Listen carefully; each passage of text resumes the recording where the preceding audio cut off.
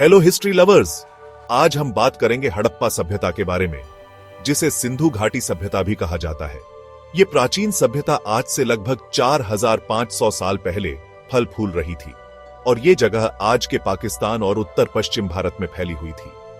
जरा सोचो, एक ऐसा शहर जहां बहुत चहल पहल हो, बढ़िया इमारतें हो, सुव्यवस्थित सड़कें हो और तो और अंडरग्राउंड ड्रेनेज सिस्टम भी हो। हड़प्पा के लोग अपने समय से बहुत आगे थे। उनके शहर जैसे मोहनजोदड़ो और हड़प्पा ग्रिड पैटर्न में बने हुए थे, जिन्हें देखकर आज के अर्बन प्लानर भी हैरान हो जाए। अब बात करते हैं उनके घरों की।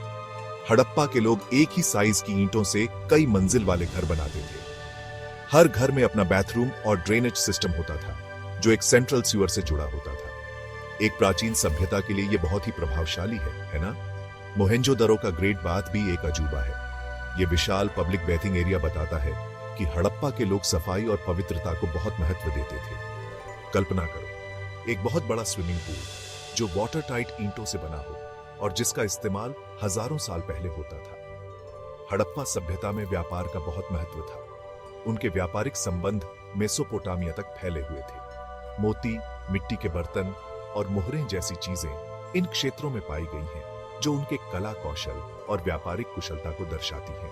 मोहरों की बात करें तो हड़प्पा के लोगों ने हजारों मोहरें छोड़ी हैं, जिन पर जानवरों के चित्र और ऐसी लिपि खुदी हुई है जिसे आज तक कोई PRH नहीं पाया है। हो सकता है कि इन मोहरों का इस्तेमाल व्यापार और प्रशासनिक कामों के लिए होता हो। विद्वान आज भी हड़प्पा की लिपि को समझने की कोशिश कर रहे हैं। अब बात करते हैं उनके खेती बाड़ी के बारे में। हड़प्पा के लोग कुशल किसान थे, जो गेहूं, जौ और मटर उगाते थे।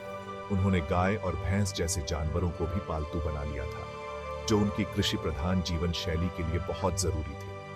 हड़प्पा सभ्यता में धर्म और संस्कृति का भी विकास हुआ। वे एक देवी मां की पूजा करते थे और कुबड़ वाले बैल जैसे जानवरों का सम्मान करते थे। खुदाई में मिली मिट्टी की मूर्तियां और ताबीज उनके विश्वासों और दैनिक जीवन की झलक दिखाते हैं। लेकिन लगभग 1900 ईसा पूर्व हड़प्पा सभ्यता का पतन शुरू हो गया। इसके कारणों पर आज भी बहस होती है, लेकिन कुछ कारणों में जलवायु परिवर्तन, नदियों का रास्ता बदलना और आक्रमण शामिल है।